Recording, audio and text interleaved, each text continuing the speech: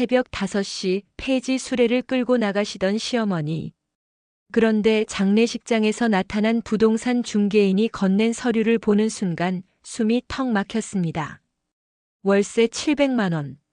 15년간 매달 입금되던 통장. 그리고 그 통장의 수익자는 시동생의 이름이었습니다. 며느리인 저는 17년간 단 한 푼도 받지 못했습니다. 정민 씨는 결혼 17년 차 두 아이를 키우는 가정주부였습니다. 남편 월급 380만 원으로 네 식구가 살기에는 너무 빠듯했죠. 시어머니는 남편이 중학생 때 남편을 여의고 홀로 두 아들을 키우셨다고 했습니다. 우리 엄마 고생 많이 하셨어. 폐지 주우면서 나랑 동생 대학 보내셨다고. 그러니까 엄마한테 잘해야 돼. 남편은 늘 그렇게 말했습니다. 시동생은 미국에서 유학 중이었고 연락도 거의 없었습니다. 그래서 시어머니 모시는 건 전부 정민 씨 몫이었죠. 매달 생활비 50만 원을 드렸고 명절마다 용돈 30만 원씩 챙겼습니다. 시어머니 병원비, 약값도 전부 정민 씨가 관리했죠. 시어머니는 그 돈도 아까워하시며 늘 괜찮다, 괜찮아를 반복하셨습니다. 새벽 5시면 어김없이 폐지 수레를 끌고 나가시는 시어머니. 여름이든 겨울이든 빠지지 않으셨습니다. 정민 씨는 그 모습이 안쓰러워 몇 번이나 말렸습니다. 어머님, 이제 그만하세요. 저희가 더 드릴게요. 제가 아르바이트라도 할게요. 아니야. 집에만 있으면 답답해서. 운동 삼아 하는 거야. 너희도 살기 힘든 거 아는데 내가 어떻게 손 벌리겠니? 시어머니는 늘 그렇게 손사래를 치셨습니다. 20년은 된 낡은 패딩을 입으시고 반찬도 늘 김치 하나로 끼니를 때우셨죠. 정민 씨는 그런 시어머니가 불쌍해서 일주일에 2번씩 반찬을 해다 드렸습니다. 그런데 정작 힘든 건 정민 씨네 가족이었습니다. 큰아이가 중학생인데 학원을 보내지 못했습니다. 돈이 없어서 정민 씨는 새벽 5시에 일어나 신문 배달을 했습니다. 한 달에 80만 원이라도 보태려고. 남편은 주말마다 대리운전을 뛰었습니다. 그런데 작년 추석 이상한 일이 있었습니다. 시댁에 갔을 때 시동생 재혁이가 미국에서 왔습니다. 7년 만이었습니다. 정민 씨는 반가운 마음에 음식을 정성껏 준비했죠. 형수님, 그동안 우리 엄마 모시느라 고생 많으셨어요. 재혁이가 인사를 건넸습니다. 그런데 그의 손목에 찬 시계가 눈에 들어왔습니다. 롤렉스였습니다. 최소 2천만 원은 좋게 넘어 보이는. 재혁아, 그 시계 어디서 났어? 유학생이 무슨 돈으로? 남편이 물었습니다. 아, 이거요? 엄마가 선물해 주셨어요. 작년 생일 때. 뭐? 엄마가? 남편의 얼굴이 굳었습니다. 정민 씨도 마찬가지였죠. 시어머니가 2천만 원짜리 시계를 폐지 주어서. 저녁 식사 자리에서 시어머니가 재혁에게 봉투를 건넸습니다. 재혁아, 이거 미국 가서 쓰렴. 학비 부족하면 말하고. 엄마 고마워요. 근데 이번 달 생활비는 넉넉하게 들어왔어요. 매달 500만 원씩 보내주시는 거 너무 감사해요.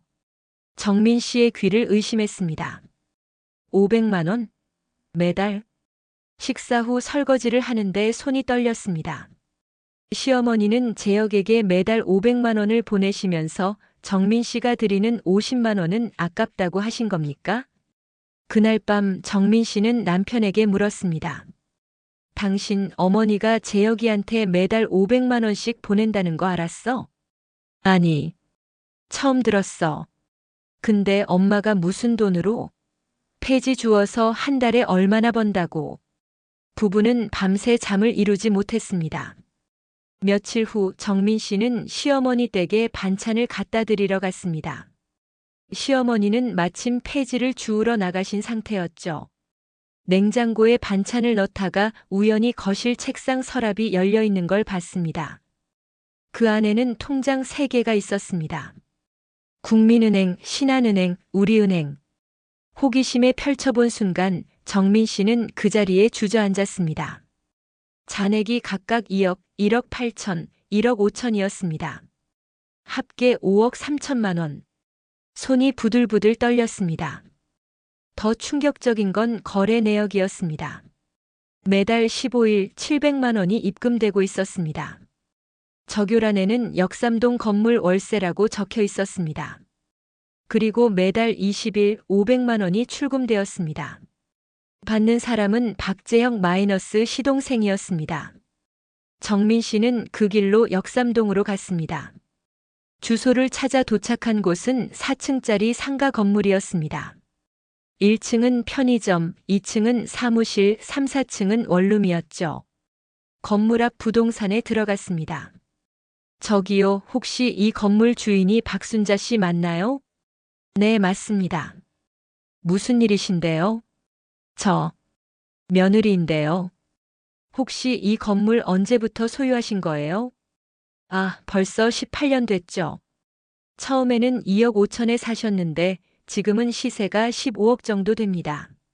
월세도 처음엔 400만 원 받으셨는데 지금은 700만 원 받으시고요.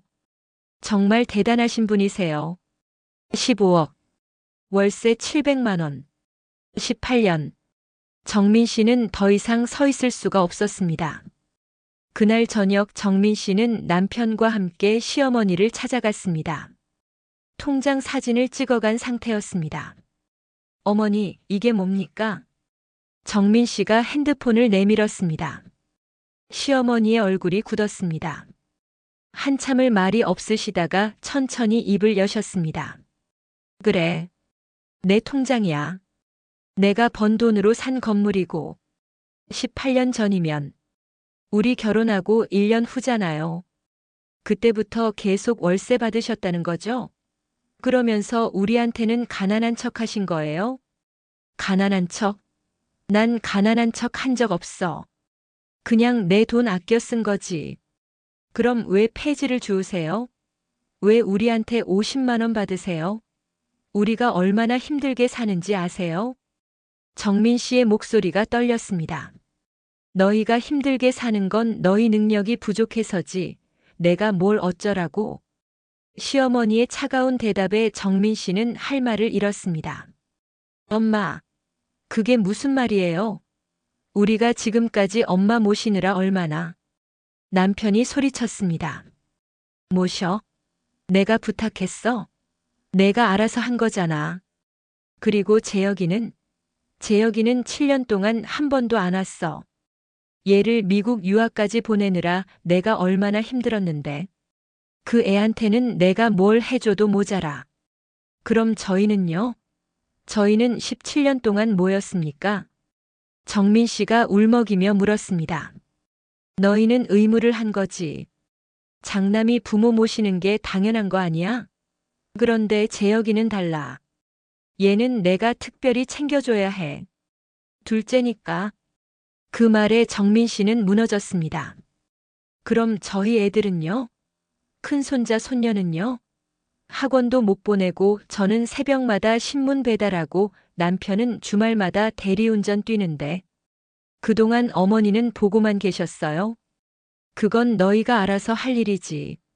내가 왜 너희 애들까지 챙겨? 시어머니의 눈빛은 차가웠습니다. 알았어요. 이제 알았습니다. 어머니는 저희를 가족으로 생각 안 하시는군요. 정민 씨는 돌아서서 나왔습니다. 그로부터 3개월 후 시어머니가 쓰러지셨습니다. 뇌출혈이었습니다. 병원에서 남편에게 전화가 왔습니다. 보호자분이세요? 환자분이 위독합니다. 빨리 오십시오. 남편은 정민 씨를 데리고 병원으로 달려갔습니다.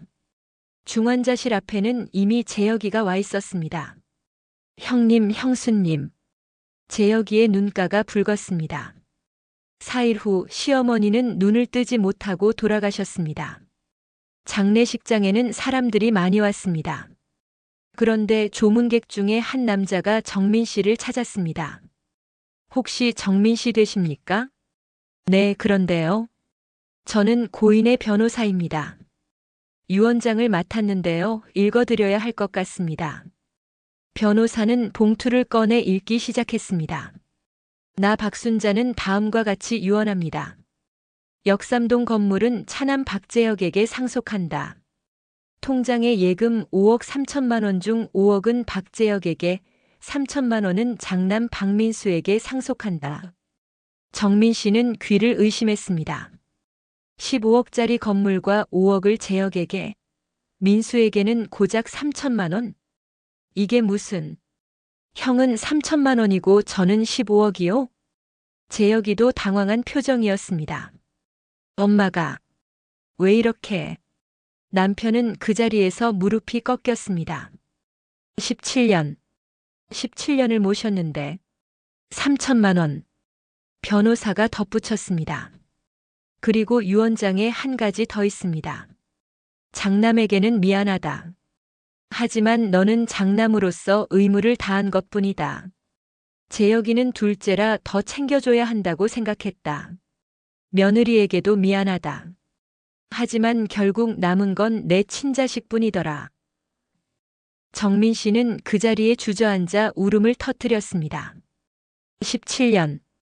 새벽마다 일어나 반찬 해다 드리고 병원 모시고 다니고 50만 원씩 생활비 드리고 명절마다 용돈 드리고 그 모든 시간이 3천만 원의 가치였습니다.